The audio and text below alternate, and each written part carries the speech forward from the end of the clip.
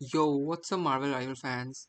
Marvel Rivals is adding a bunch of heroes to the game, but let's be real, some of them are absolutely necessary, and some, well, we could probably live without for a while. So, today I'm gonna be putting all the upcoming heroes on a tier list based on how badly we need them in the game. So, let's rank them, and guys, before I start, I wanna give shout out to David Herzen. He is the guy who made these fan arts of the heroes, so make sure to check him out. Link is in the description below. So let's start the video. Daredevil, alright, that's no debate. He's an S tier pick, no questions. This dude is just built for a game like this. He got insane agility, crazy acrobatics, and let's not forget those superhuman senses that would make some sick gameplay mechanics. Imagine like dodging bullets like it's nothing, parkouring across the rooftops, and just wrecking people with those billy clubs. Plus, he is one of the Marvel's most iconic street level heroes. We need him in this game ASAP. No Daredevil, that's a crime. So I'm gonna put him in S tier. Now moving on to Quicksilver. Quicksilver is an easily A tier pick, and honestly I was close to putting him in S. This guy is literally made for a fast paced game like this. Imagine zipping around the map, dodging everything, and just styling on people before they can even react. Plus still, we don't have a speed star in this game, which is crazy. A character like Quicksilver would add a whole new playstyle that's completely missing right now. The only reason I am locking him into S tier is that balancing him would be insane. Like, how do you even make a speed star feel powerful without making him completely broken? Still, he's a must have for sure. Alright, next up we have got Purple Man in B tier. Now, if you don't know who he is, this guy, Zebediah Kilgrave, is a mind controlling master manipulator. He is mostly known as a villain for Jessica Jones, and his whole thing is that he can literally control people just by speaking to them. Super creepy, super powerful, but in a game like this, he's more of a strategist than a frontline brawler. I see him playing more like a tactical disruptor, messing with enemies, forcing them to turn on their own team, or controlling key areas without having to fight directly. The reason he is not higher is that mind controlling mechanics are really tricky to balance in games. If he's too strong, it's annoying. If he's too weak, he's useless. So while he's definitely a cool addition, he's not as urgent as some of the other picks.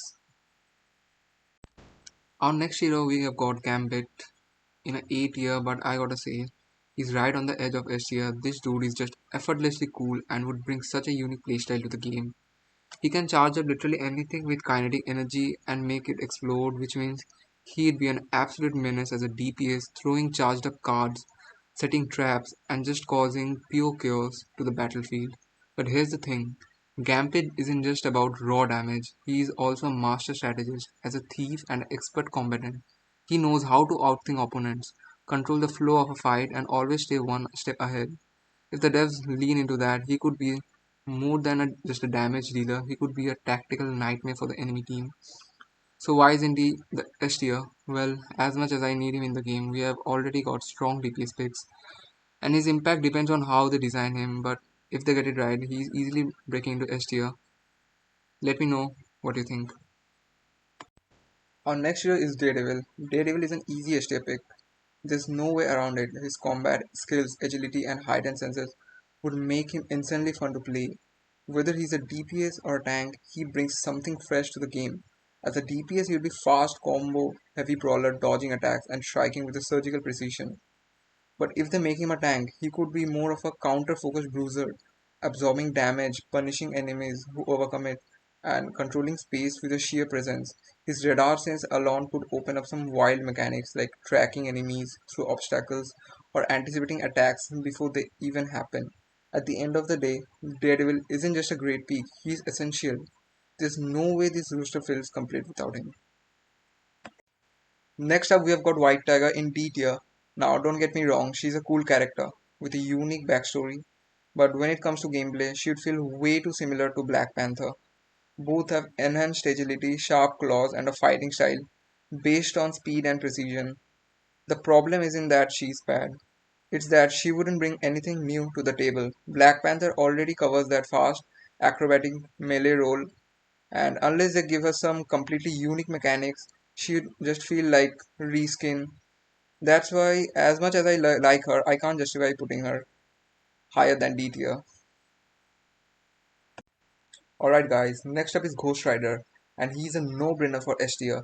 This guy isn't just another brawler, he brings a whole new vibe to the game. Fire-based attacks, a freaking hellfire chain, and let's not forget his spin and stare, which could be one of the most insane abilities in the game if it's done right. He also got versatility, whether they make him a bruiser, a tank, or even give him an instant mobility with his health cycle. He'd feel completely unique compared to anyone else in this roster.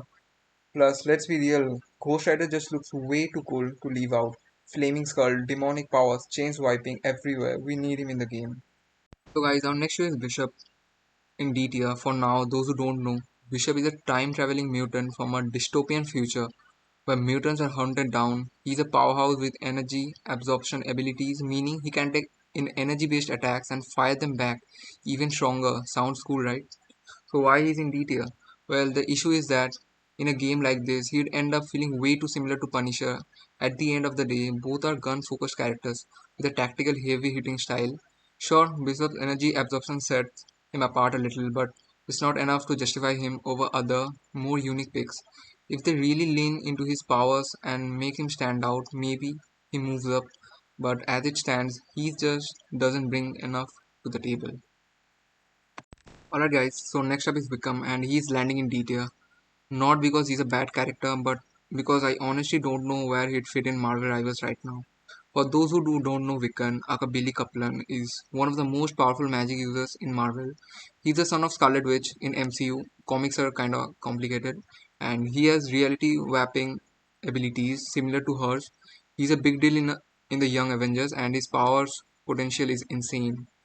That said, in the game like this, I'm just not sure what he would bring that Wanda doesn't already cover.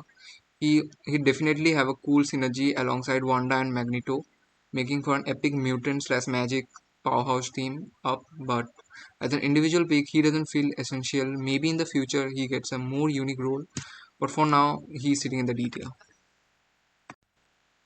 Alright guys, next up Falcon is going in B tier.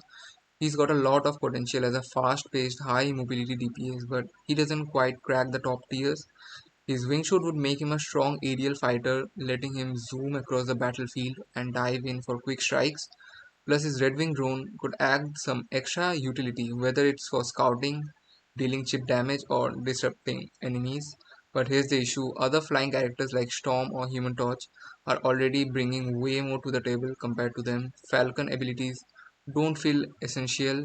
He'd still be a fun pick, but unless they give him some really unique mechanics, he's not quite a A tier material. Alright guys, next up we have something unique and it's Wasp. Alright, Wasp on our own probably a B tier pick, but Ant-Man and the Wasp together, that's a straight up S tier, no questions.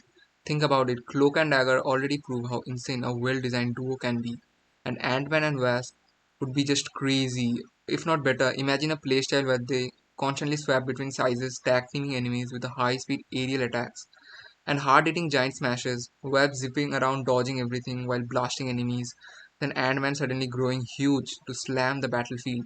That would be an absolute nightmare to fight against. The best part, the teamwork would be unlike anything else in the game. Maybe they have abilities that let them assist each other mid-fight or even combine for special attacks, like Ant-Man throwing Wasp at enemies for a surprise ambush. Done right, they'd feel completely unique, bringing an unpredictable high energy playstyle that no other duo can match. S tier all the way. And the final one, Ultron is landing in A tier, and let's be real, we already know. He's coming to the game sooner or later. There's no way a villain this big isn't making it in. As a flying character, he would just be about mobility. He'd be controlling the battlefield. Picture him sending out swarms of drones, calling out Ultron sentries, or even messing with the enemy abilities through some kind of technopathic hacking. He's the type of character that doesn't just fight you, he fights the entire team at once. Kind of like Loki.